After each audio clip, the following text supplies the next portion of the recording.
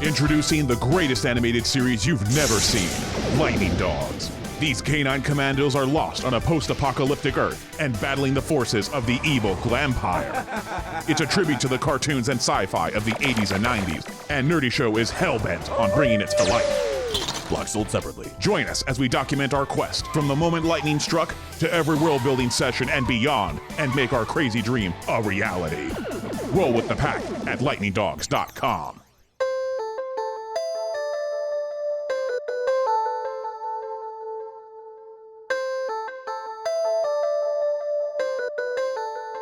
The Call of Cthulhu Mystery Program is presented by the Nerdy Show Network. Geeky programming for all nerds across the multiverse.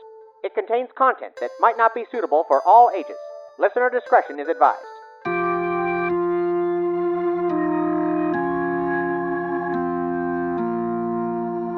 Do you hear that?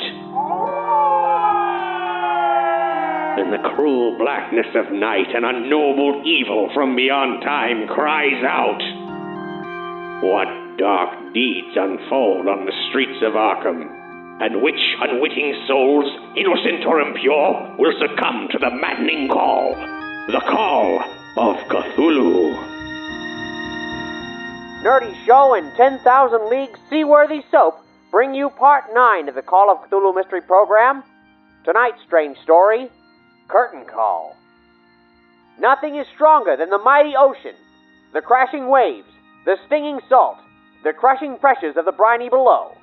Now you can harness that power with 10,000 Leagues Seaworthy Soap.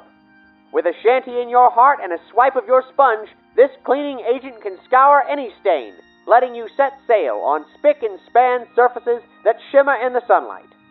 10,000 Leagues Seaworthy Soap is based on a tried and true formula used by Greek mariners for millennia. Mighty enough to fight the relentless siege of Poseidon himself, and yet gentle on landlubber skin. Ask your shopkeep to stock 10,000 Leagues Seaworthy Soap, and send dirt and grime to unknown depths. Mildred and Woodrow Elias are dead. But are their attempts to summon the Yellow King thwarted? The veil between our world and another place are thin. Grand mirrors line the walls of the Monarch Theater, showing a haunting landscape not of our world. And in the motions of Mildred's hypnotized dancers and the horrendous song of her winged demons, the ritual persists. Madness has taken hold as Estelle Thorpe executes those who would unleash hell on Earth. And up in the balcony, a delirious Cherry Featherbottom takes aim at Anna, believing her to be the true mastermind of these nightmares.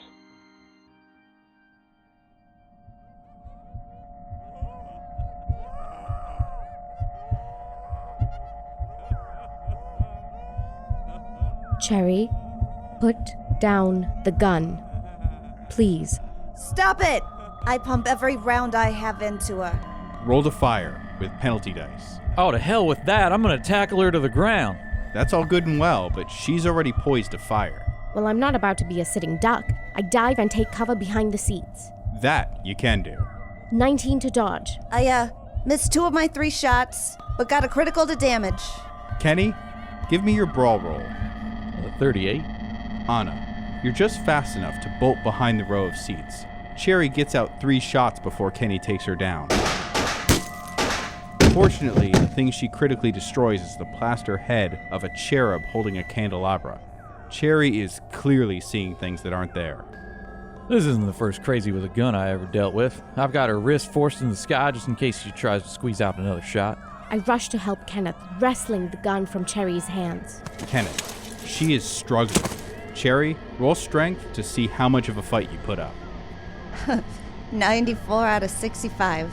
Okay, you're pinned, and this horrible Anna demon just wrenched the gun out of your hands. Cherry, listen to me. We're your friends. Maybe I could use charm? Heck, I'm just gonna knock some sense into her, pin her against the wall, and give her a firm smack across the face. Roll it. I succeed. Cherry, get your damn head straight. Cherry, make a sanity roll. Oh, I only rolled a 5. You felt that hit. You're snapped out of it, and now you're coming out of a painful fog. You see your friends are all around you, looking very confused. What's happening? Good question. Let's find out. Estelle, you were having a bit of a crazy fit from murdering that conjoined people mess that you made. How are you doing? Very poorly. I got a 99. Okay, D10. 9. Ouch. Okay. As you pump around into the butler's head, you realize that in the mass of flesh is Anna, and she looks like she might have been the first one that you killed. You don't remember when it happened. No. What have I done? Focus. Moses and Oswald, there's a lot going on here. Estelle's taking out the Eliases. You heard 3 gunshots in the back of the theater. There's these dancers and the bat creatures and the audience. Ah, hell. Those bat demon things are the biggest threat as far as I can tell. I take a shot, the one at stage left. Roll it. Success, and 3 damage. You put a shot through one of its wings as it dances around. The creature chitters and then stops. Abruptly, the demon fixes its smoking blue eyes on you, peering directly into your soul. Very well. And Oswald. Oswald has the crowbar. He's going to run past Moses, straight for the demon that he just shot at. You do love me. I do. You stay away from my mountain man. Go for brawl. 54 out of 75. You smack this thing with your crowbar. Black blood gushes out of the tear you've rent in its side. This thing stands up on its haunches ominously, and in one sudden, fluid motion, it's on you, trying to maul you with its claws. But Oswald, you're able to keep that crowbar between you and it pretty well. You fight in the finest hobo fashion. That's right, I'm the king. As he keeps this demon away from me, is it horizontal so I can take another shot at him? Yeah, you can take a little sidestep and fire shot. It is at least a 4. Okay, max damage, and then roll it again. 12 plus 8, 20. Okay, excellent. As your hobo associate, Sinclair, bats this thing, you get a good shot at it. You fire, hit it dead center. This thing's chest peels open, spilling liquefied red and black gore all over the ground. Indescribable organs as they just splash onto the ground in front of Oswald, and this thing collapses in a heap. All right. Mighty obliged. Would you look at that? Nice work, fellas! Cherry, are you all right? Can you fight? I get on my feet. I can manage. There any booze left in that? I toss her a mostly empty bottle of whiskey. Good enough. Let's put an end to all of this. I hand Cherry back her gun. Oswald takes a look at Moses and gives a knowing nod and kind of points his crowbar, kind of like Babe Ruth calling out his home run, right for the other demon. Across the stage on the other side? Oh, yes. The dancers seem to be ignoring you. Exit. Stage right. And Oswald is wildly flailing, ready to strike like a madman. As he goes running across the stage from one side to the other, an impossibly long arm reaches out of one of the mirrors and just grabs him. The team from the balcony make their way downstairs and into the main hall in time to see not just one gigantic arm grabbing Oswald on stage, but arms are now emerging from all of the mirrors. There's not any reflection of the theater left. The vistas are as clear as windows, and these arms, they're long, disproportionately long. Sickly, pale human skin wrapped in yellow cloth with elongated humanoid hands, 3 times what you'd expect from a normal person. Everyone in the room, roll sanity. Yeah, it's only a 13 for me. I mean, this isn't, I had 100. If you make it, 1d3. If you fail, 1d10. I lost 9. Oswald loses 3. I got 1. The gambler and the mountain man do not handle this well, and Estelle is still preoccupied with their own personal nightmare. Anna? I've lost 5 sanity. Oh, this is not good, Anna. You see the arms coming in, and Estelle's body hunched over the strange gore of the Eliases. You get this sinking feeling that something is very wrong. Estelle stands and turns towards you. She's wearing that mask, but it's yellow now, and so are her eyes. Her face is smeared with blood. The corpses of the Eliases erupt into yellow flame, backlighting her as she strides towards you, eyes glowing. Master, grant me strength. The gods of Earth are dead, beloved. Can't you smell the rot?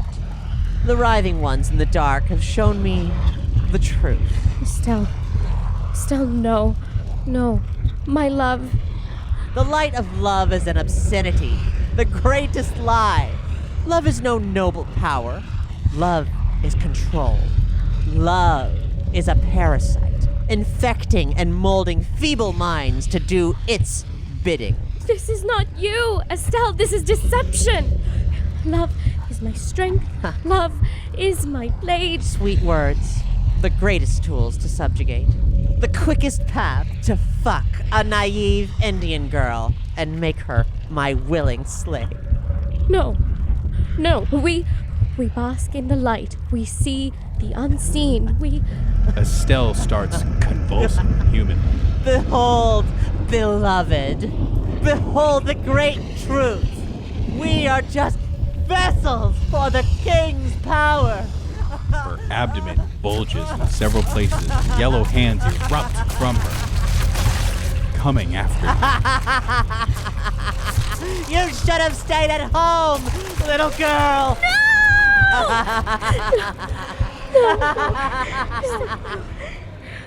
Anna, what the heck just happened? She was just kind of talking to herself and then screamed and ran out of the theater. And where's Estelle? She's sobbing over by the corpses, but you've got bigger things to worry about. These hands are reaching deeper into the room, flailing, darting, getting dangerously close, and there's still an ice demon on the stage.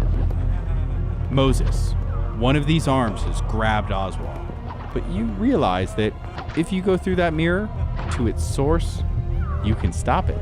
My first time to not be a coward. Don't worry. And I run through and jump at the mirror. The mirror ripples, and he is gone.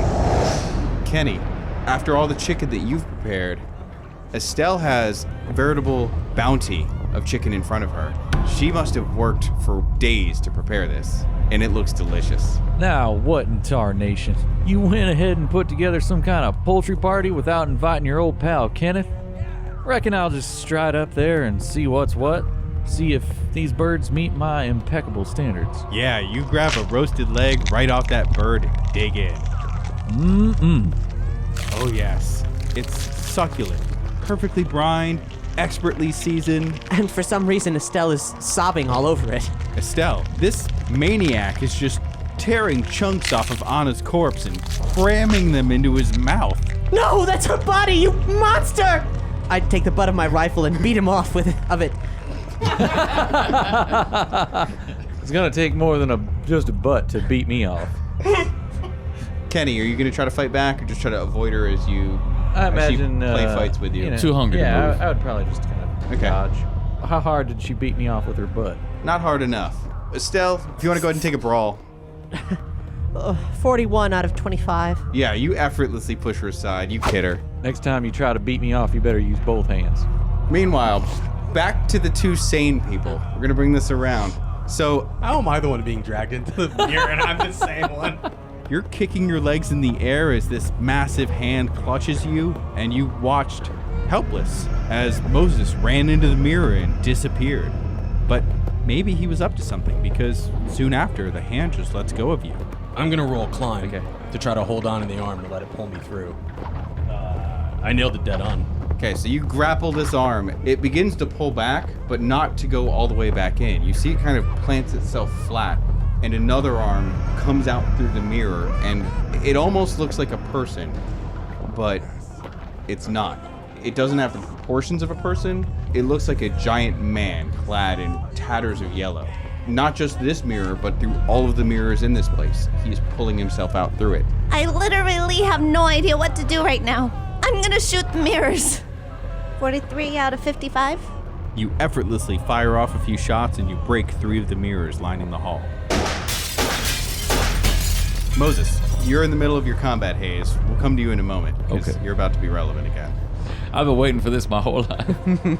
Cherry, the shattered mirror fragments from the ones you just shot, you realize with horror that smaller versions of the hands are pulling themselves up out of the individual broken pieces of the mirror. Oh no. Oswald, you're latched onto this giant hand as it pulls itself back into the mirror that Moses dove into. It's pulling you in. You feel a wet chill as you cross the threshold into another world. The air is sour like a corpse's breath.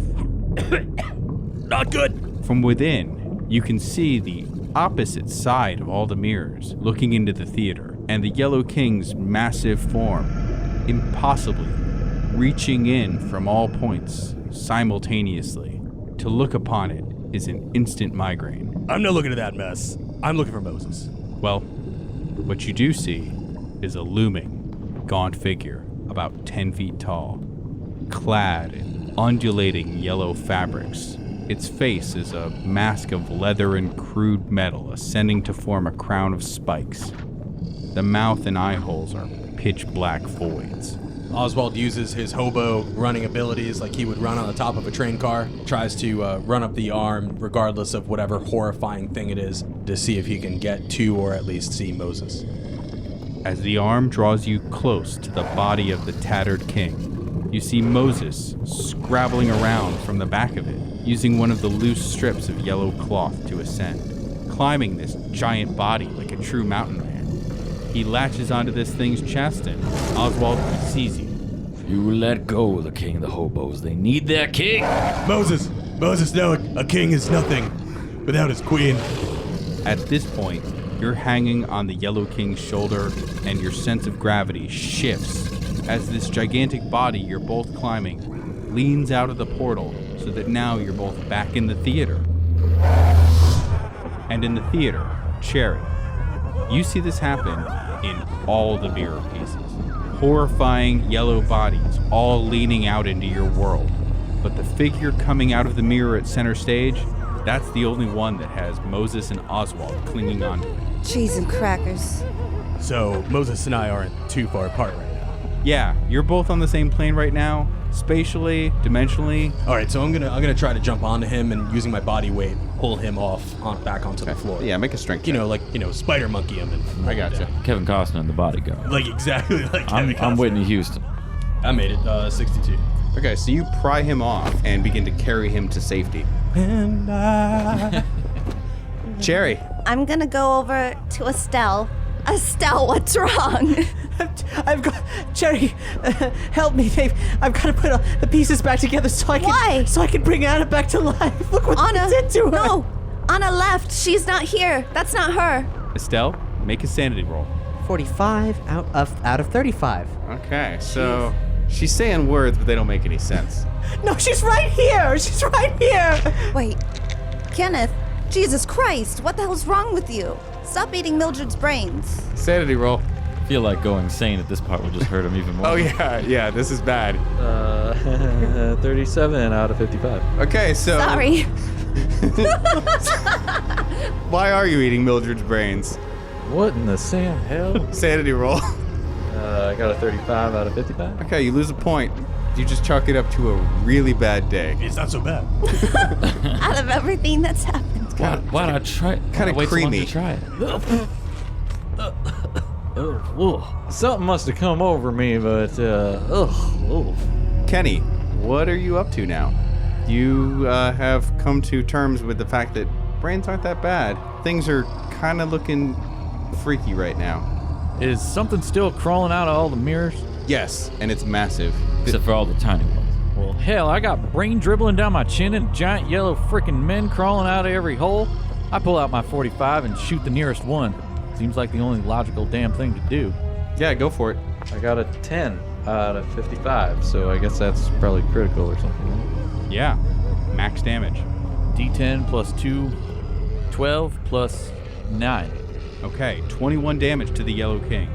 Your shot rips through his neck, and yellow, thick, syrupy blood pours out of the gaping wound. Oh, for fuck's sake. Estelle? Yes, I've almost got all the pieces together. It's just, oh goddess. Oh my darling, I'm so sorry. Make another sanity check.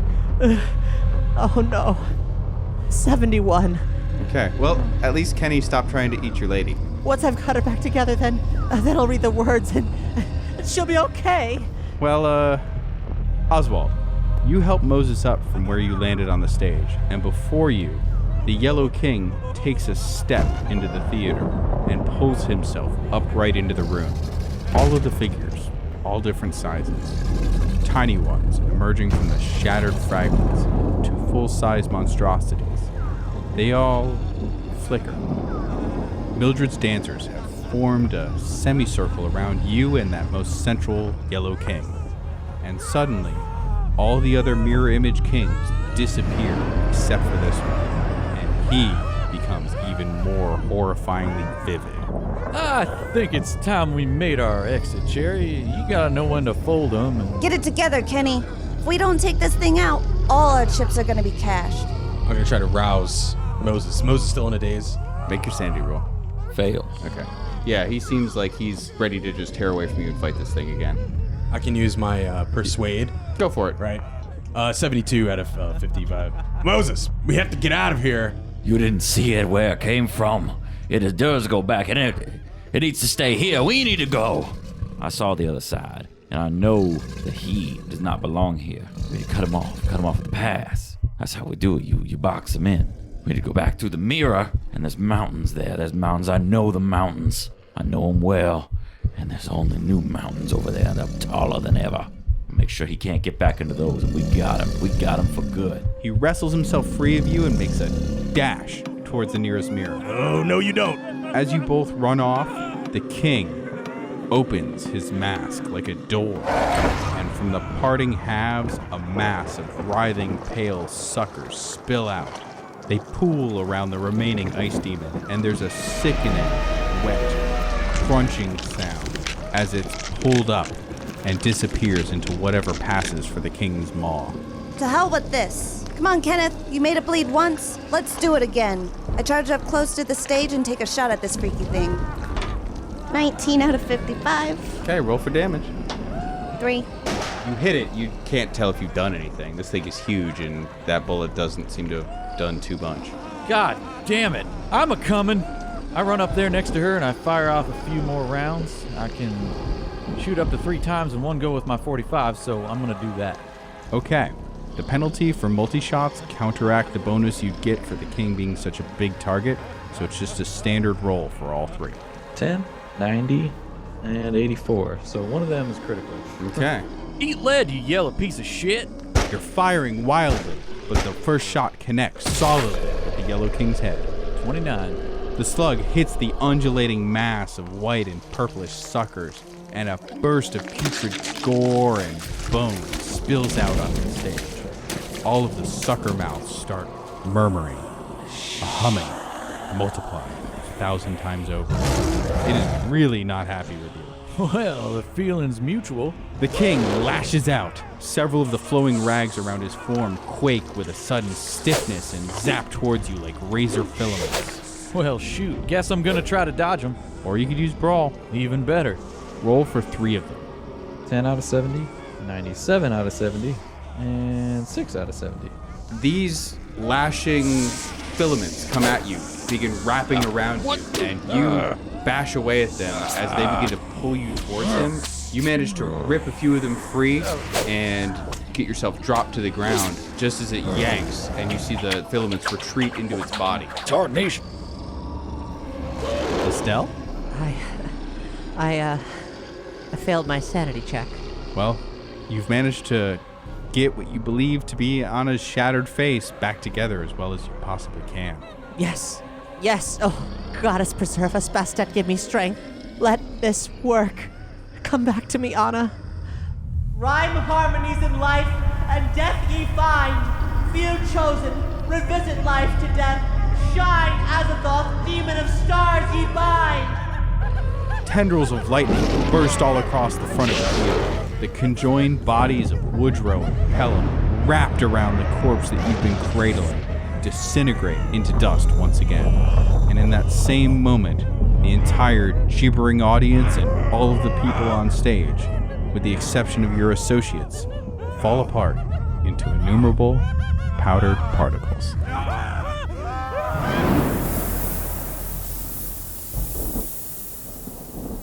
The king pauses and stiffens, as though taking a moment to survey what's transpired.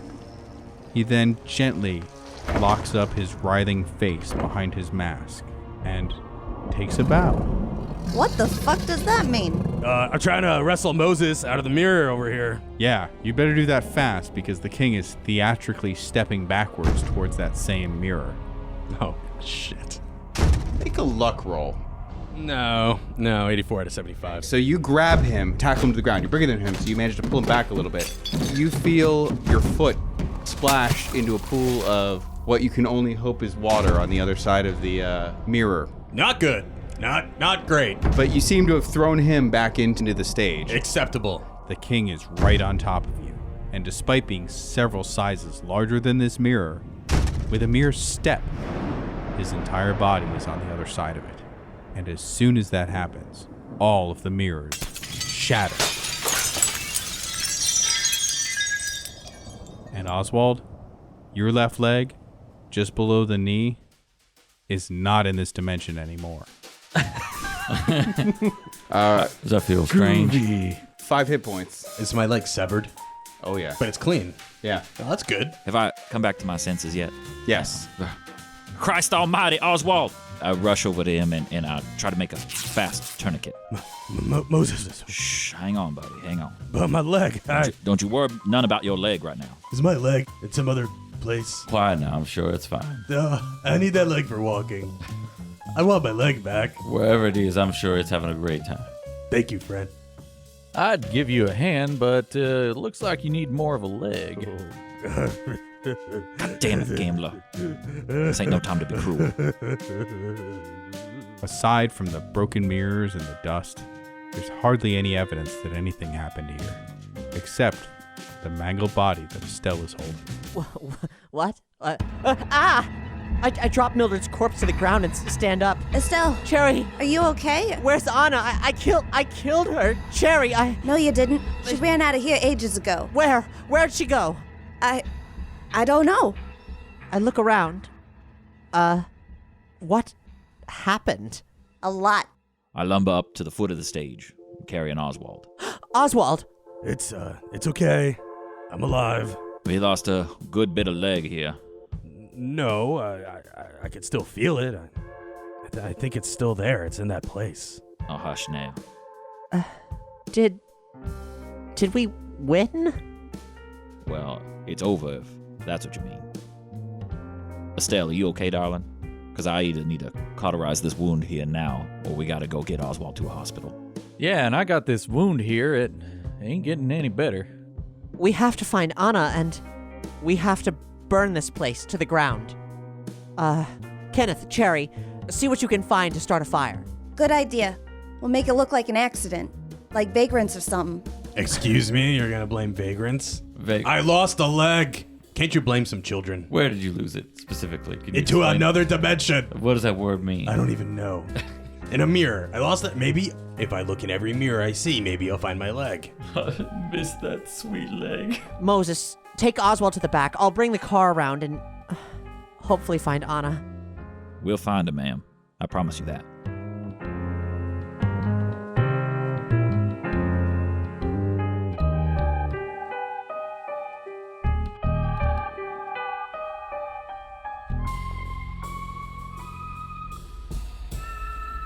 Estelle, you're heading straight to the car? Yes, I'm calling out for Anna all the way, keeping my eyes peeled.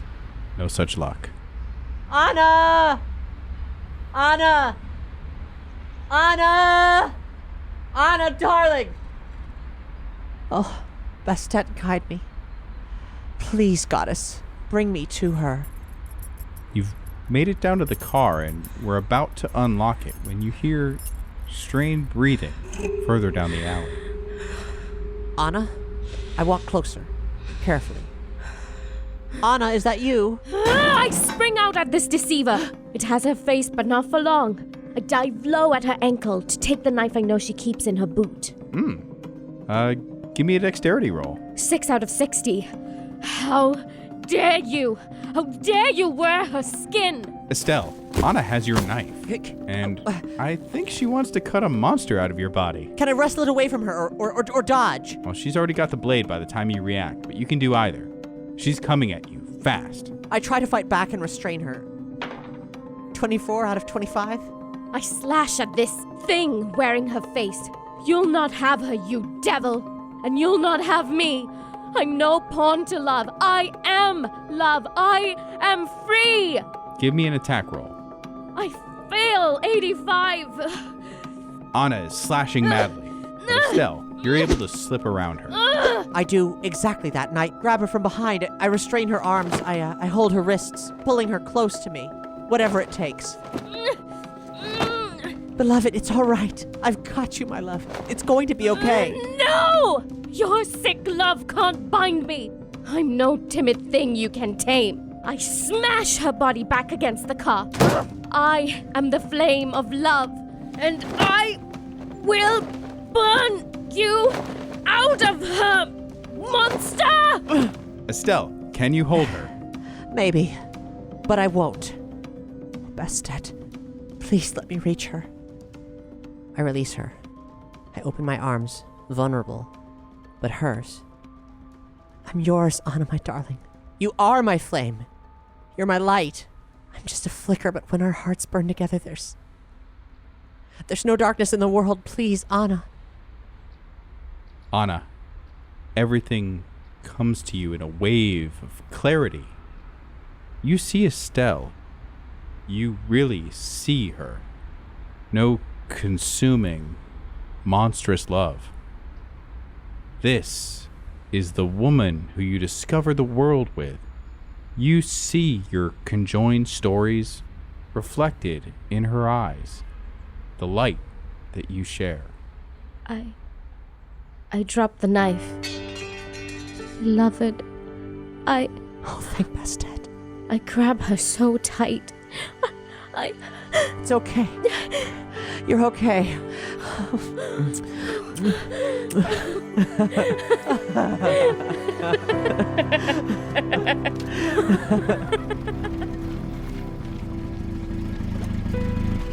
Moses and Oswald, you were starting to get worried, but the car pulls up with both Estelle and Anna in it. Well, ain't that a lovely sight? Oh yeah, they're real pretty with their 2 whole legs. Save your breath. At least you're still a mite bit handsome. Cherry and I run out of the building. Oh, hey. We might have gotten a little bit carried away. Best that we skedaddle. All right, time to go. It's a speedy car ride to the nearest hospital. You're alive, but the nightmares will certainly linger. You can, at the very least, rest easy knowing that you fought back a horrifying power. Maybe save the world. Maybe, but there's still a great many loose ends to sew up.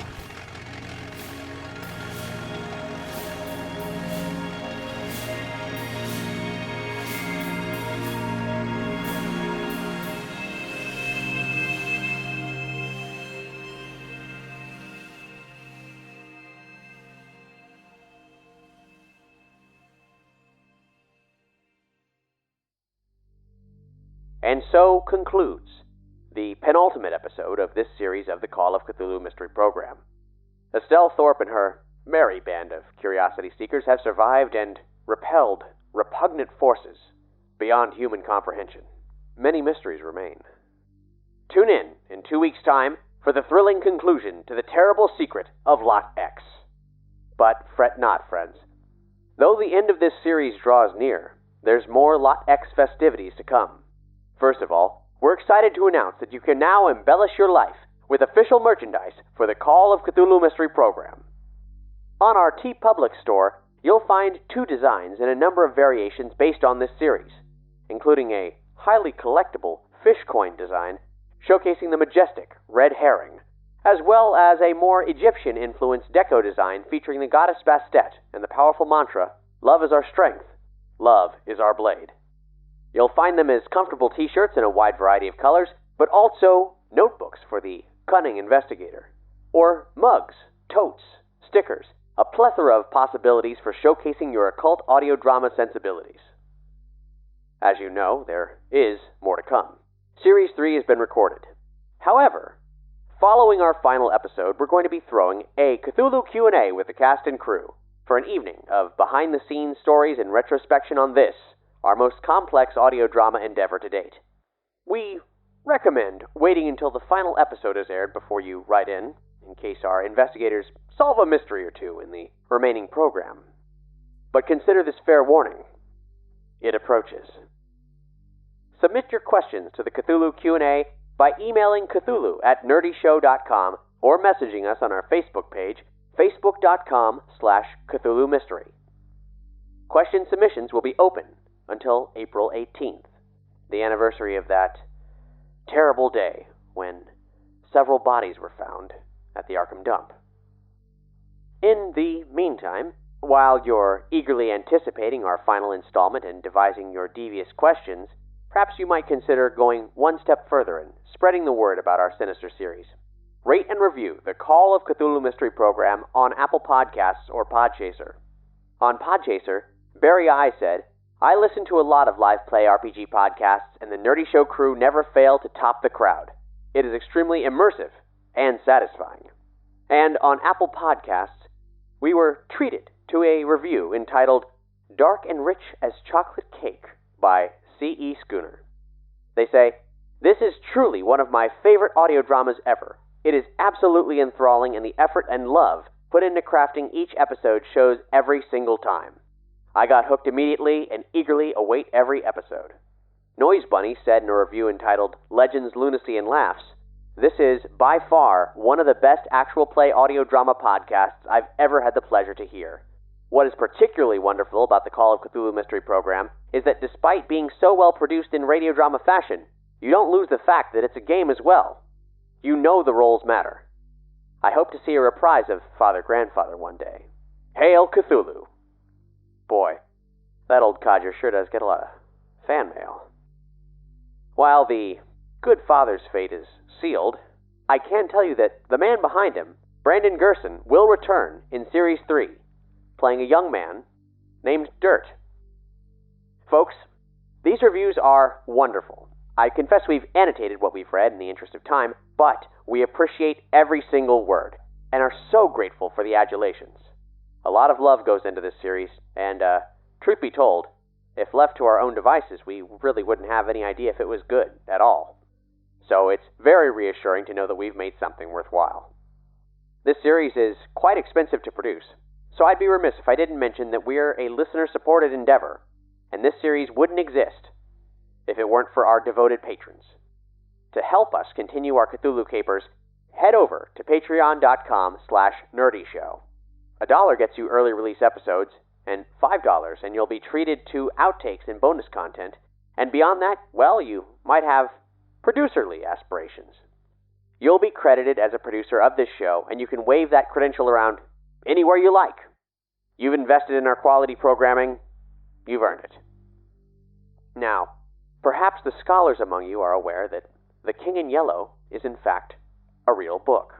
A tome of short stories written by Robert W. Chambers that were very influential to a certain Mr. Howard Phillips Lovecraft. A play and a yellow sign wormed its way into the horror master's writings. For those of you daring and deranged enough to seek the Yellow King for yourselves, we're excited to inform you that now you can, like never before. Prolific tabletop gaming author Kenneth Haidt has teamed up with artist Samuel Araya and Arc Dream Publishing to create an annotated edition of the Chambers classic. Each story is expounded on by Haidt, allowing keener insights into these deeply influential tales of dread, and the works are enhanced by the grim imaginings of Araya's full-page color plates and charcoal illustrations of the king. You can pick up a digital copy on DriveThruRPG, or, for the rare book collectors out there, you might wish to indulge in the limited edition hardcover, bound in serpent skin patterned leather with a gold foil embossing. It's said that only 1,200 copies are known to exist, the perfect shelfmate for your Necronomicon. We'll have links to where you can find this must-have addition to your Lovecraftian library on this episode's page. Now, apologies for my long-winded ramblings. I get prone to meander in the dead of the night, with nothing but black coffee, top hats, and a microphone in front of me. We'll see about putting a bow on this. This evening, I've selected a track for you that I feel aptly ends this story before we begin our epilogue. It's called Archimedes' Plutonium, and it's performed by Ramona Falls. Ramona Falls is a music project of Brent Knopf, who you might know as one of the founding members of the band Menomina. Knopf has released 3 incredible collections of music as Ramona Falls. Be sure to check out his most recent release, Coils, a stupendous record of hope and heartbreak, which you can purchase from RamonaFalls.com as a limited edition long player. Archimedes' Plutonium is from his second album, Prophet. And after everything that's transpired for our characters, particularly the trials of Estelle and Anna, I hope you'll find this a fitting coda.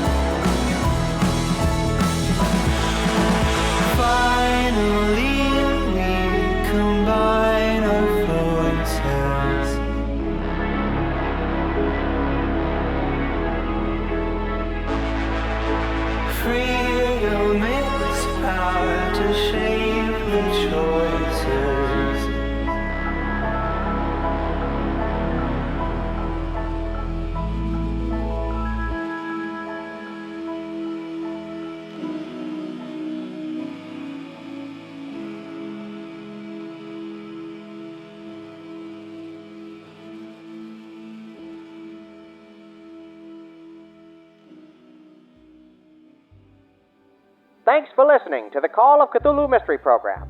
If you like what you heard, please rate and review us on Apple Podcasts or Podchaser. And be sure to subscribe to our series via your favorite podcast player to get all the latest episodes.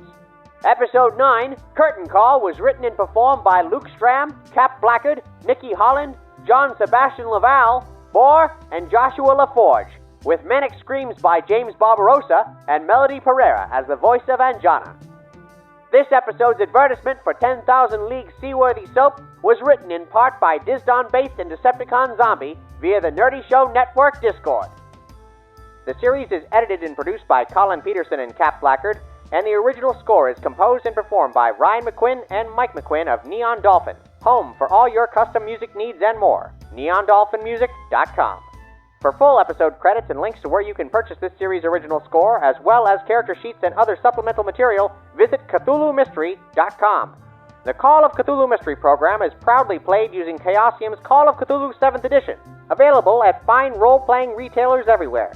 This program and all programs on the Nerdy Show Network are made possible by the support of listeners like you, with special thanks to our Patreon producers, Isa Biz, Allison Parent, David Van Pelt, Aaron Ramsey, Evan Baumel, Hoodoo Voodoo, Jameson Lalone, Dr. Talos, Joshua Westfall, Patrick Webster, R. Scott Diedrich, Sean Hutchinson, Sean T. Red, and Zombie Pops. Join us at patreon.com/nerdyshow or head to nerdyshow.com/support for additional ways to contribute. All characters appearing are fictitious, and any resemblances to persons living or dead is purely coincidental. This has been the Call of Cthulhu Mystery Program.